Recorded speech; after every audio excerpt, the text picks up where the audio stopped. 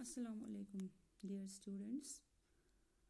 आज हम पढ़ रहे हैं इसका नेक्स्ट टॉपिक जो हमने पिछले टॉपिक में क्या पढ़ा था, पिछले चैप्टर में सेक्युलरिज्म। ठीक है ना, अंडरस्टैंडिंग सेक्युलरिज्म। ठीक है ना, ये पॉलिटिकल साइंस वीक्स का चैप्टर हमने लिया है, चैप्टर सेकेंड। ठीक है ना, कल हमने पढ़ा था इसका इंट्रोडक्शन, पढ़ा था ना। क्या पढ़ा था? इंट्रोडक्शन की मतलब सेक्युलरिज्म क्या है, हम कैसे इमेजिन कर सकते हैं एक secular non secular secular country को। ठीक है ना, कैसे डिस्क्रिमिनेट किस पे डिस्क्रिमिनेशन हो जाती है, कहाँ पे हो जाती है। ठीक है ना, और आज हम पढ़ेंगे व्हाट इज सेक्युलरिज्म। सेक्युलरिज्म है क्या? ठीक, सेक्युलरिज्म है क्या? देखिए, सेक्युलरिज्म क्या है वो तो आपको पता है। आप क्या कर रहे हो? रिलीजन्स को रिलीजियस टॉलरेंस अडॉप्ट कर रहे हो। ठीक है ना, रिलीजियस टॉलरेंस अडॉप्ट कर रहे हो। दैट मीन्स कि recall with the story of की फीचर ऑफ इंडियन कॉन्स्टिट्यूशन, है ना। हर रिलीजन को इक्वली ट्रीट कर रहे हो।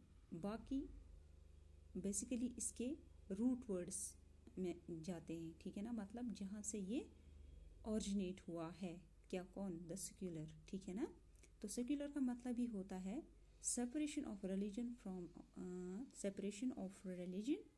From the state. ठीक, separation of religion from the state. ठीक है ना, तो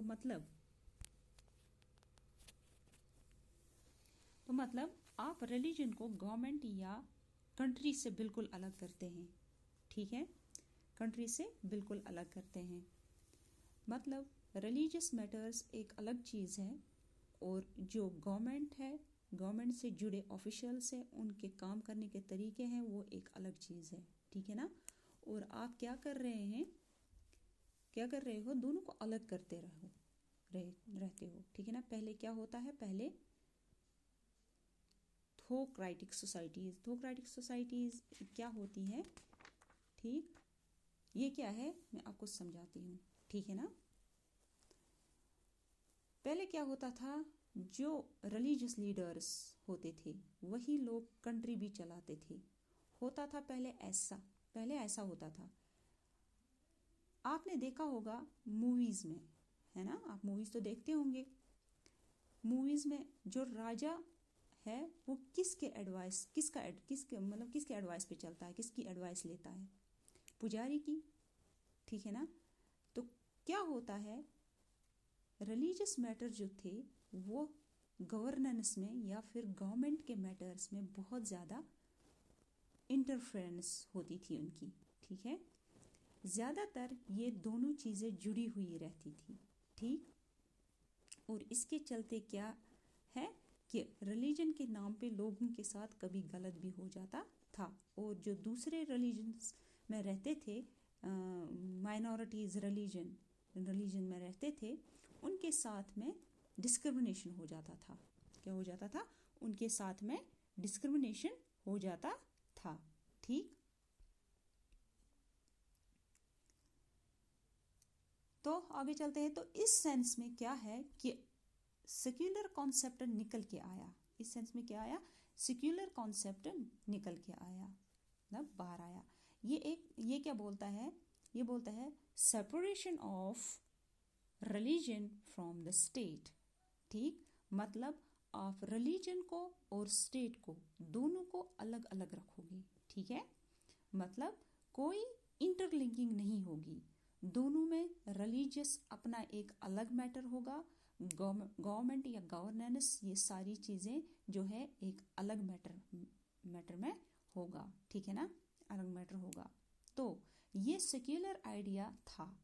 अब सवाल ये आता है, ये होता क्यों है? वाई? ठीक है ना, यहाँ मैंने लिखा ये होता क्यों है। ठीक है, हमने फंडामेंटल राइट्स पढ़े थे ना। आप करो रिकॉल। ठीक है ना, recall with the story of की फीचर ऑफ इंडियन कॉन्स्टिट्यूशन में पढ़े थे ना हमने फंडामेंटल राइट्स। रिकॉल करो आप वो फंडामेंटल राइट्स में हमने एक की फीचर पढ़ा था, फंडामेंटल राइट्स पढ़ा था ना। मैंने क्या पढ़ा था? मतलब हमने क्या पढ़ा था वहाँ पे? एक राइट था। कौन सा राइट था वहां पे? Right to freedom of religion. कौन सा राइट था? Right to freedom of religion. ठीक है। अब हमारा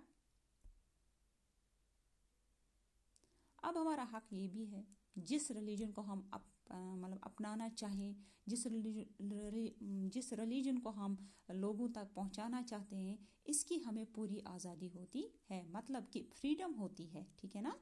वो कौन सी फ्रीडम हो, कहाँ पे होते हैं? फंडामेंटल राइट्स में। ठीक है ना। वो कौन सी फ्रीडम है? फंडामेंटल राइट्स में मिलते हैं हमें वो फ्रीडम। ठीक है ना। अब देखो क्या एक चीज़ और हमने पढ़ा था फंडामेंटल राइट में कि फंडामेंटल राइट क्यों दिए जाते हैं, है ना। पढ़ा था ना हमने फंडामेंटल राइट्स में कि फंडामेंटल राइट्स क्यों दिए जाते हैं, ताकि जो स्टेट की टायरनी होती है, ठीक है ना। टायरनी मतलब जानते हो आप टायरनी क्या होता है? टायरनी मतलब कि पावरफुल स्टेट जो होता है। ठीक है। जो पावरफुल स्टेट होता है तो हो सकता है वो आपके साथ डिस्क्रिमिनेशन कर सकता है। ठीक। तो इस सेंस में क्या है, स्टेट से हमारे फंडामेंटल राइट्स को बचाने के लिए हमें एक right to freedom of religion, ठीक है ना, हमें right to freedom of religion भी दिया गया है। ये इसलिए दिया है क्योंकि स्टेट जो है, अगर मान लो स्टेट किसी एक रिलीजन को सपोर्ट करता है या सेपरेशन करता है, अगर नहीं होता तो मान लो, तो इसके चलते क्या आप right to freedom of religion, ठीक है ना, right to freedom of religion को प्रैक्टिस कर पाते हैं। कर पाते हो आप प्रैक्टिस उसको? नहीं ना, नहीं कर पाते हैं। क्यों नहीं कर पाते हैं? Where the Constitution provides individuals the freedom to live by their religious beliefs and practices as they want. ठीक। तो ये वही बनाता है कि राइट टू फ्रीडम आपको क्या बताता है कि इंडिविजुअल्स अपने हिसाब से अपने रिलीजियस बिलीफ्स को फॉलो करे, क्या अपने रिलीजियस बिलीफ को फॉलो करे, अपने तरीके से रहे, उनको प्रैक्टिस करे। लेकिन अगर फ्रीडम और स्टेट नहीं दे आपको, ठीक है ना, अगर स्टेट फ्रीडम नहीं दे आपको, अगर स्टेट में ये पावर होगी वो आपकी रिलीजियस फ्रीडम को रोक दे, तो क्या उस सेंस में आप प्रैक्टिस कर पाएंगे अपने फंडामेंटल राइट्स को? ठीक है ना। जवाब दो ना, आंसर में। ठीक है, नहीं कर पाओगे ना। तो इस सेंस में सेक्युलरिज्म का कॉन्सेप्ट ज़रूरी है। ठीक, कि सेपरेशन होना चाहिए किसके बीच में? रिलीजियस के बीच में और स्टेट के बीच में। ठीक है ना। तो वो अब जो हमारा क्वेश्चन बनता है कि why is it to required, ठीक, why is it to required to separate state from the religion, ठीक है ना।